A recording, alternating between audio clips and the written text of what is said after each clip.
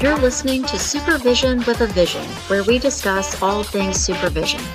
I'm your host, Sarah, professional counselor, marriage and family therapist, play therapist, eating disorder specialist, and cookie lover, with my co-host, Heather, marriage and family therapist, certified Together in Texas counselor, a Texas transplant from California, and outdoor adventurer.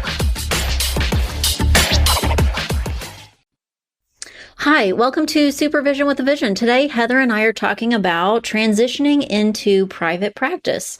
This week, we read Voice of Experience, Transition to Private Practice, published in Counseling Today 2023. Heather, you and I had lots of ideas about this. Right. We really have lots of thoughts, and I think lots of experience between the two of us. I was going to say, we've done it in different ways. Yes. So in our article, the points that they made, they said there are three major steps. Mm-hmm. First step basically is think about where you are when you begin. Right. And that can mean lots of things. Mm-hmm. But thinking about why, I think first you want to go to, like, why are you considering private practice? What do you think it's going to bring you? Because that then, if you answer that question, then it tells you, what do you think you're going to gain? Going into private practice, you are not going to instantly become wealthy. Okay. It actually what was your answer? I wanted the flexibility. Okay. I didn't want to work 8 to 5. Okay. I think when I started private practice, I felt like I needed the flexibility. Mm-hmm. I don't know that I really wanted it yet. Right. But I had plans to go back to school. Mm-hmm. So that gave me the option. Right. To have a different client hour or a different. Mm-hmm. Okay, what else? Thinking about where you are. That makes me think about where you are in town. Like what part of, like geography. Right. What kind of, I think, this is a good example. My very, very first office that I just sublet on Saturdays. For many reasons, this is a good example. It was right in the middle of a very industrial part of town, like big, tall business buildings. Yes. Uh-huh. And I see kids. Right. So it wasn't, they're like, whoa. Yeah, I did see kids there, but it wasn't quite a fit. The building wasn't meant for kids. Mm-hmm. It was really quiet. So the other tenants were maybe a little annoyed that I had kids coming in and out of the building. The parking and getting there wasn't very family friendly. So just lots of things that didn't necessarily match what you were doing. Mm-hmm. And the office was decorated, I thought, in a really cool way, but it was very like early 80s geometric shapes. Okay, that could work for kids. it was kind of cool, but and very modern, but there was nothing about that space that was meant for a kid. Got it. So there were lots of things that kids should not touch. Mm-hmm. Glass objects. Right. Windows. Right. Yeah. Glass objects and sharp corners. Mm-hmm. And, the furniture wasn't meant for kids. So there was like chairs and couches that were not shaped for little legs. Got it. Okay. So to me, that when the next time I had a decision to make about where I wanted to be, I realized those things didn't fit my need. It mattered even more. So the next time you moved offices, you could decide on something that was, you were looking for something different than the first time. The second time I was in a place where parking was super easy. You could pull right up to the front of the door and park in front of the building. And it was close to schools, daycares. Right. Made more sense. Mm-hmm. There were some places where you could go grab something to eat just within a couple of minutes. And everything in there was comfortable. Right. More family room style. More. Okay. Mm-hmm. Very good. So what about you? Did you either now in this office or in other offices, have you had to think about what you needed, what you didn't need, what fit your clients best? We did. We started our practice with 4 of us, and we had 3 offices the first time, which we thought was going to be fine. And you know what? It was for a little while.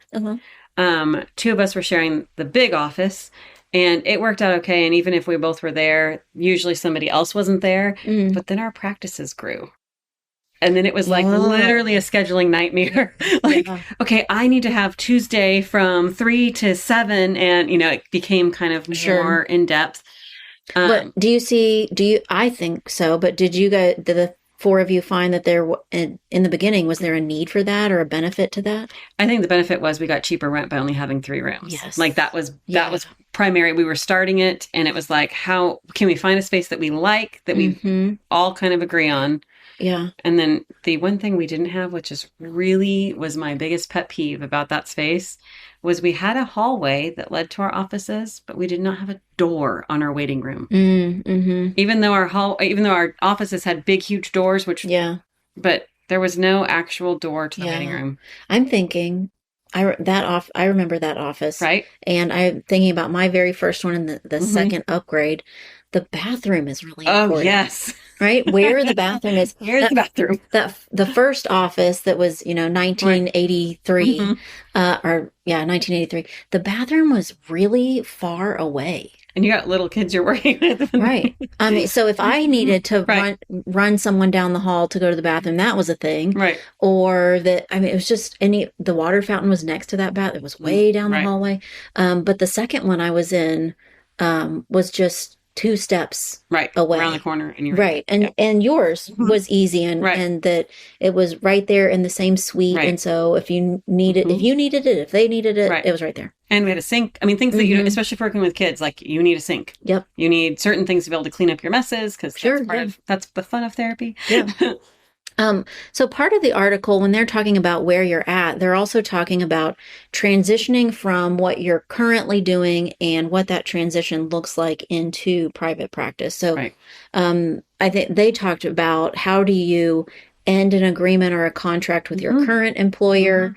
If you've got current clients, what agreement? Do you not take? Yeah. Is there an agreement? What would be professional or appropriate? How do you do that? Did you have to do that? Did you have to say bye to people or think about what that agreement was? Yeah, I did say bye to people because that was my agreement with my agency I was working at. But I'll be honest with you, they found me. Sure. I mean, Google. It's not hard. Right. So yeah, I mean, yes, I have said goodbye to people, but they did find me. And then I just made the choice because at that time I was going to work less hours. I just had our 3rd kiddo. And so it was like, well, I had a choice when they called and said I wanted to come back to me. I'd be like, well, I'm actually not taking any more clients right now. I'm just going to keep it small or, decide. Also talking about those specialties, like what did you want to offer in your private practice? I was at an agency that was primarily kids most of the time, and a lot of grief stuff that we covered. But I was really ready for my own practice to change. So I didn't want necessarily to bring all of clients over. Well, that's what I was going to say about at least one of the ways that I transitioned was I went from an agency that provided a higher level of care. So I already knew I wasn't going to see those specific clients anymore. So it made it easier to say goodbye to them, transition, know that I wasn't in conflict with our agreement. I wasn't taking those clients. But it also allowed me to rethink what I wanted to do. I was seeing 100% kids with eating disorders. And at the time I went, oh, that's the last kid with an eating disorder that I am ever going to talk to. Wow. Yeah. But I got to do that for a little bit. I got to say, a little reset. I'm stepping away from that. So you get to, sometimes it's a freedom and sometimes it may be an obligation and how you do it. And sometimes it's like an opportunity. Exactly. Yeah. Any other thoughts about thinking about where you're at and where you're going to be? So setting things up, saying goodbye to some things, but maybe keeping others. I think it's important to take into just consideration that it's a process. It's not something you just don't have the idea one night at home and then start it the next week. Like it is a complete process, finding the right space, looking for the actual physical space, and then also thinking, what will my clientele look like? What do I want to do? I mean, it is like, don't think that's going to happen overnight. I would say a couple months of time for it to kind of like work out. And well, and you and I both, when we say transition, our transition was a long one, wasn't it? Very. That we didn't just say bye to our agency job on a Friday and start private practice on Monday. Right. I left the agency I was working at full time and stepped down into a part-time position there. And I think I did that for a year. I feel like it, I mean, I don't know, everyone's practice is different and it depends on where you are, but I feel like for a practice to start and then actually be what you think it's going to be, it easily could take a year. Mm-hmm. Like that's probably a very positive outcome. Mm-hmm. And that my trajectory wasn't just up and up and up and up. There were times where things got going really quickly, and then I was kind of at the same place for a while, right? So it didn't look just like here one, by one day, and here I am the next day. Yeah. What about these are not hard things to do, but certainly things you should consider. Mm-hmm. Record keeping, right? Things like setting up where you receive mail, mm-hmm. where you deposit money, mm-hmm. or pay money, for your utilities if you need to. Right. Some leases have everything included. Some leases you're paying mm-hmm. individual bills. Yeah. Stay with us. We'll be right back. Hey, quick question for you. Are you someone who wants to be fit, healthy, and happy? And what if I told you could get your dream body by simply just listening to a podcast? I'm Josh. And I'm KG, and we're the hosts of the Fit, Healthy, and Happy podcast. Listen, we get it. Fitness isn't easy. Carbs, no carbs. Just stop, okay? It doesn't have to be that complicated. And that's why we made this podcast. We get straight to the facts so you can become your best you. So the way to check us out is click the link in the show notes or search Fit, Healthy, and Happy podcast on any of the major podcast platforms. We'll see you soon. Remind me, I feel like I was right on the cusp of this. When you started your private practice, did you right away start with an electronic record keeping system? No. No. I didn't transition successfully for quite a long time. I mean, my goal was, yes, all of my new clients come in, I will use this. Uh-huh. But I bounced around even between electronic systems. I tried one, didn't like it. Tried one, didn't like it. So, I mean, I would say that even took a while to set up before I found I love this one. Mm-hmm. I have always used the same one, for better or for worse. I think right now it's pretty good. Right. But there were many years without any updates. And so it wasn't always the best one, but I stuck with it because it's so terrible to transition between them. It's a lot of work. What about when I started, I think I was doing the cool new thing, and I had an electronic record keeping system immediately. Mm-hmm. So I never had paper copies. That is very nice. That's very wonderful for you. Yeah.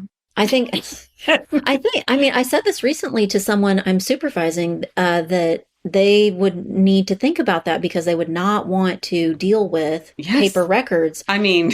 And even, I feel like that's that's kind of a given now. They went, oh yeah, I hadn't thought of that.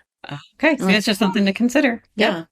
And then, like we said, the setting up the business end of things isn't difficult, but something takes a bank account. It takes time and effort to make that appointment and to figure this thing, you're describing it with your record keeping system that, it's not hard to do, but to go back and make things all this consistent, right? Fix old problems is such a time drain, right? So to think it through and do it the way you want to, thoughtfully, in the beginning is really worth it. Back at when I started private practice, I still took cash. Mm-hmm. Now, theoretically, I still take cash, but I don't know that anyone's paid with cash. I was going to say, I think the difference is the world changed. That now with COVID, fewer people carry money with them. Heather, the next point in our article was marketing. Mm-hmm. Describe what you have done or do now for marketing. Back long ago, when we first moved, we did a complete, we just moved into the area. We did a postcard type thing. Yeah. That would be hilarious now. Because now it's more about website and more about connection that way. But I do think as far as marketing goes in the mental health world, a ton of it is on who you know.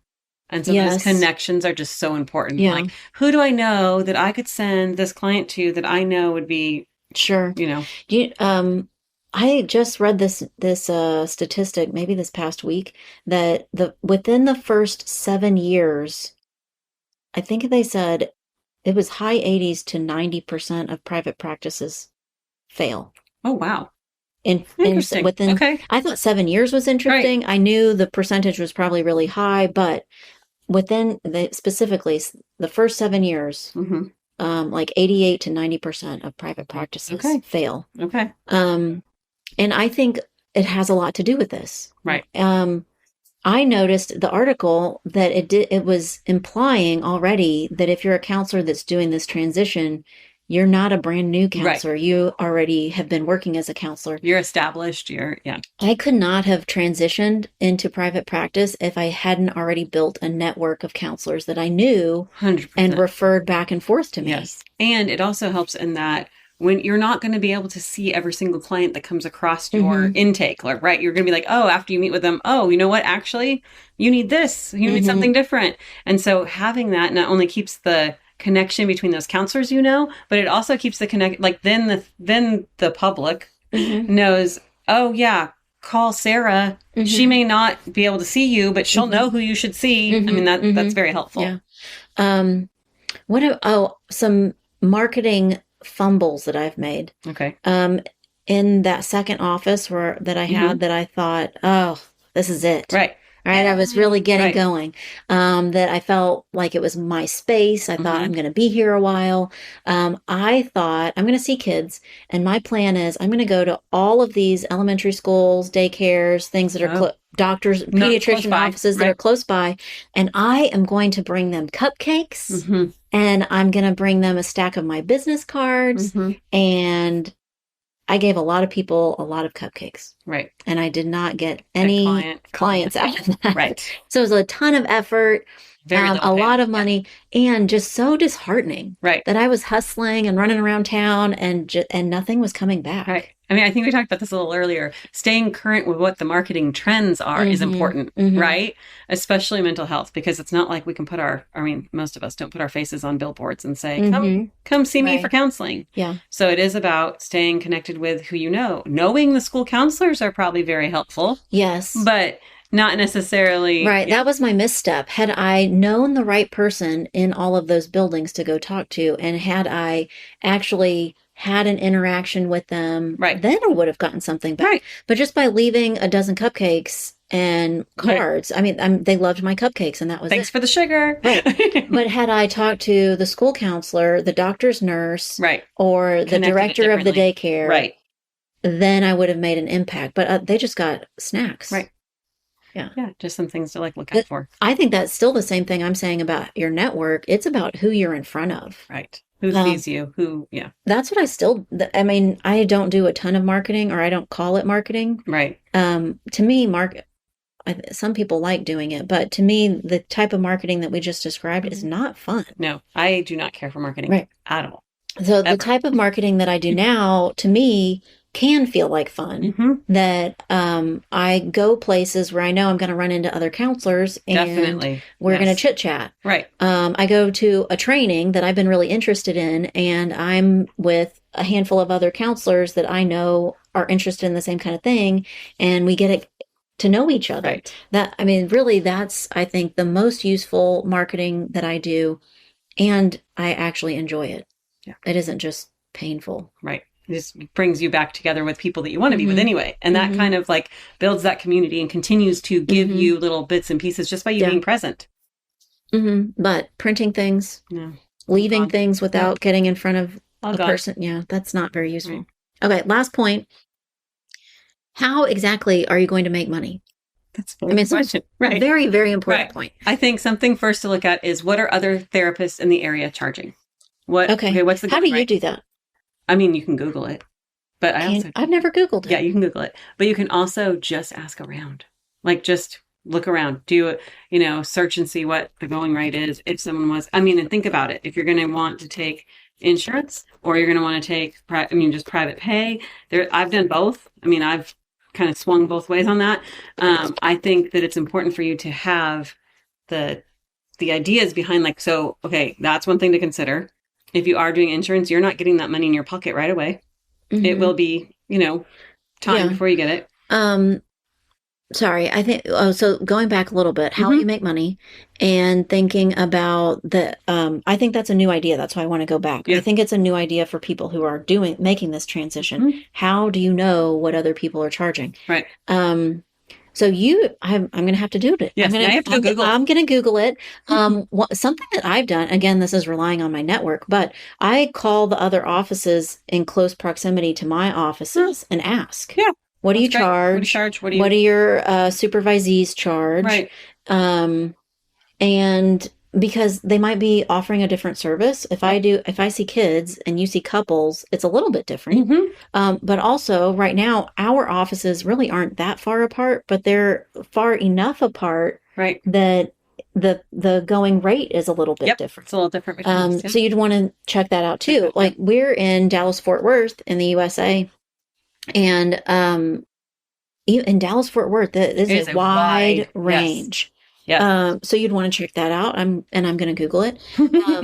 And then, I mean, some big choices or big options around insurance or private pay. But even then, like private pay, how do you actually get the money and what do you do with it when you get it? Right. Or insurance too. Like, yes, so the steps that go along with insurance, you need to look into that. If you're just going to say, I'm going to take insurance. Well, there's a little more to it than that, but it takes a while to get reimbursed. I would say some of the quickest ones are within a couple of days. Yes. And so maybe if I bill on Monday, by Thursday, I've got the money. And then there are some others that take longer. Maybe I am waiting on one and it's an unusual insurance policy.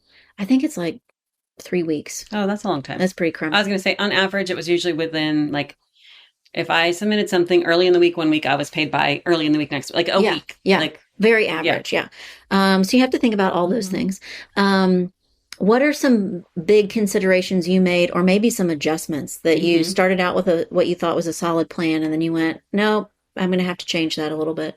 I think when it came to how I'm going to make money was, am I only going to do am I only going to see clients private practice? And when I added insurance for me, it was great for a little while, but I was getting it was a tiny bit more paperwork. Yeah. Tiny bit, not a ton, but like a tiny bit more paperwork. And then I got a few like rejections back, probably just because I had some weird things. And I was like, I actually didn't have the bandwidth for me to be as effective. And so I thought, okay, I'm just not going to take any more insurance clients. Like I'm just going to slowly backpedal out of it and start telling my clients, hey, as of, I think it was January 31st that year, I'm not going to be taking insurance anymore. Here are the options. So I could transition them to someone that did, or they had options to pay out of pocket and get reimbursed. I mean, however it needed to work. Yeah. But I think in setting all of that up, what I would go back if I was telling someone now that was doing it was think about what's more important. Because if you take insurance, you are probably going to get more clients quickly. Yes. But is that important? Is that may not be important. So that's a way to consider it too. Like if you've got more flexibility, you've got another way of supporting yourself financially while you ramp up, and the ramp up might take longer if you're just doing private pay. Can you do that? Right. Is that versus I have something to fall back on, but I do kind of need to get going, so I'm going to do this more quickly and get busier quicker by using insurance maybe.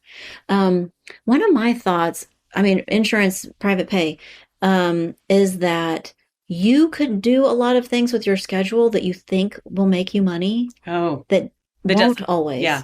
I know someone that schedules 45-minute sessions back to back all day long. That might make me crazy. I can't imagine that actually ends up making them that much more money. I mean, I do 4 sessions back to back and I'm burnt, and mine aren't 45 minutes. They're a little longer. And I try and give myself a 5-minute breather in between. Yeah. And that's exhausting. Like 4 back to back. I'll do 4 back to back, and it's scheduled for an hour, but I give them 50. So I get 10 minutes at the end of every hour where I can go to the bathroom, get a drink of water. Another one example of how I did this to myself was in the very beginning. I thought I was pretty new the first year at Christmas time. And I thought, kids are out of school. I am so available. I'm going to be here all week long. Anytime somebody wants to see me, I'm here. And I hung out by myself in the office. Nobody wants to do therapy. Like a whole week. I just sat in the office and looked at the walls. And the next year I was like, I am not doing that to myself. I didn't make me more money doing that, but Right. Yeah. So I think there are lots of ins and outs of transitioning into a private practice. And Heather and I would love to hear about your experience transitioning into private practice, and as well as any other new episode ideas. Thanks for listening to Supervision with Vision.